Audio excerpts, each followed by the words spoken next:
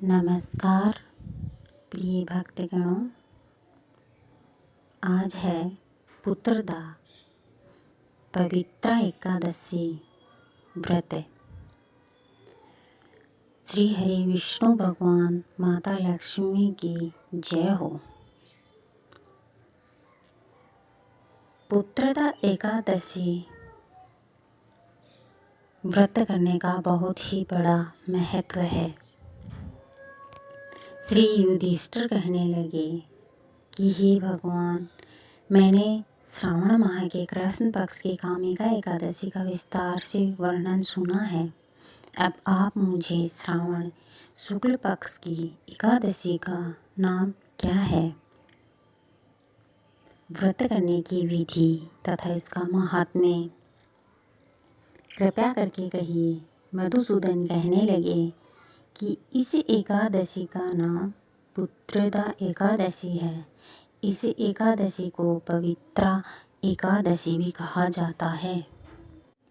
पुत्रदा एकादशी व्रत करने वाले व्यक्ति को पूजा के बाद श्रावण पुत्रदा एकादशी व्रत की कथा जरूर सुननी चाहिए। ऐसा करने से व्रत पूर्ण होता है और मनोकामनाएं भी पूरी होती है। अब आप शांतिपूर्वक इस कथा को सुनेंगे। इस कथा के सुनने मात्र से ही सारे कष्ट दूर हो जाते हैं। निपुत्र को पुत्र प्राप्त होता है। जो भी मनोकामनाएं मन में होती हैं वे अवश्य ही भगवान श्री हरि विष्णु पूर्ण करते हैं। और गौदान का फल मिलता है। यज्ञ करने का फल इस व्रत करने से मिलता है। यह व्रत बहुत ही लाभकारी है, इच्छा पूर्ति करने वाला है। आइए श्रोतागणों, हम पुत्रदा एकादशी व्रत कथा प्रारंभ करते हैं। द्वापर युग के प्रारंभ में महिष्मती नाम की एक नगरी थी, जिसमें महीजीत नाम का राजा राज्य किया करता था। लेकिन पुत्रहीन होने के कारण राजा को राज्य सुखदायक नहीं लगता था।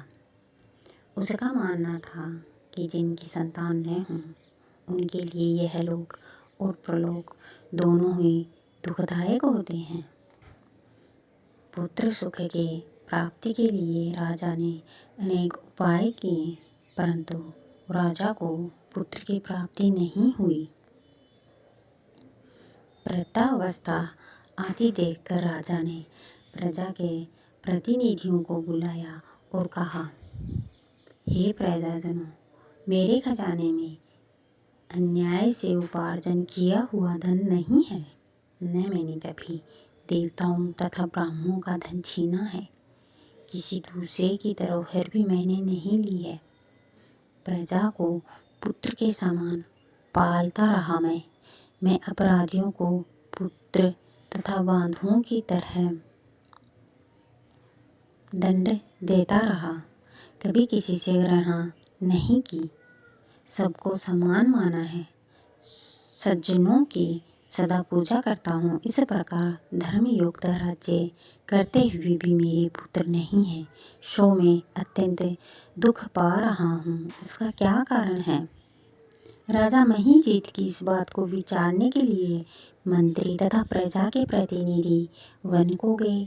वहाँ बड़े बड़े ऋषि मुनियों के दर्शन किए। राजा के उत्तम कामना की पूर्ति के लिए किसी श्रेष्ठ तपस्वी मुनि को देखते फिरते रहे।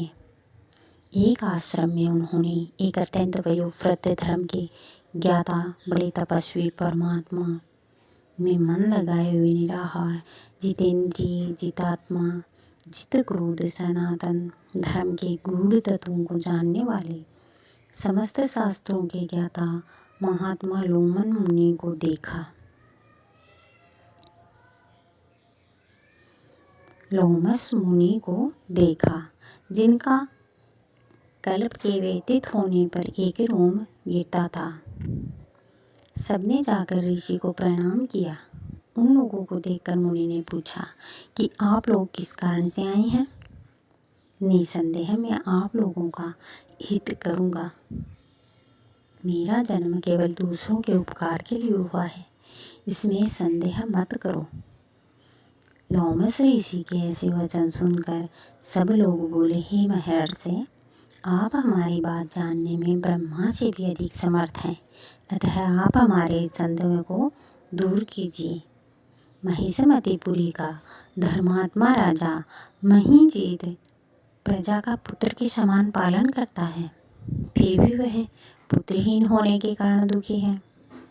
उन लोगों ने आगे कहा कि हम लोग उसकी प्रजा हैं, अतः उसके दुख से हम भी दुखी हैं।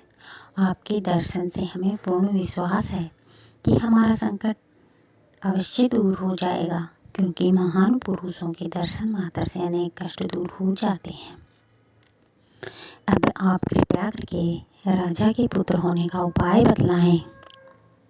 यह वार्ता सुनकर ऋषि ने थोड़ी देर के लिए नेत्र बंद किए और राजा के पूर्व जन्म का वृतांत जानकर कहने लगे कि यह राजा पूर्व जन्म में एक निर्धन वैश्य था। निर्धन होने के कारण इसने कई बुरे कर्म किए थे।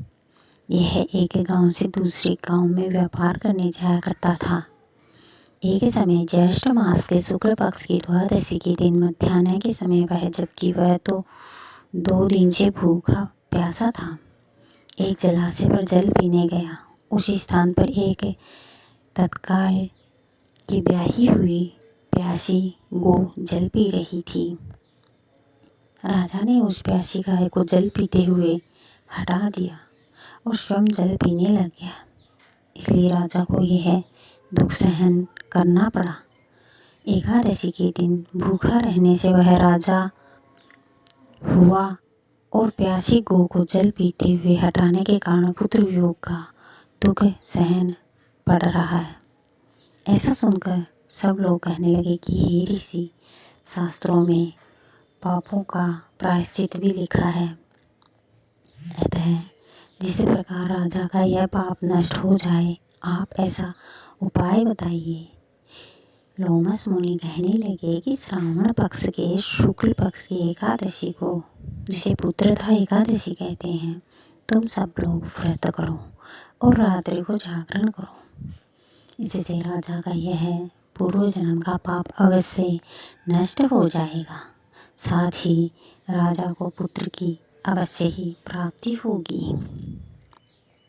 लोमस ऋषि की ऐसी वचन सुनकर मंत्रियों सहित सारी प्रजा नगर को वापस लौट आई और जब लोमस ऋषि की ऐसी वचन सुनकर मंत्रियों सहित सारी प्रजा नगर को वापस लौट आई और जब श्रावण शुक्ल एकादशी आई तो ऋषि के आज्ञा अनुसार सबने पुत्रदा एकादशी का व्रत और जागरण किया। इसके पश्चात द्वादशी के दिन इसके पुण्य का फल राजा को दिया गया।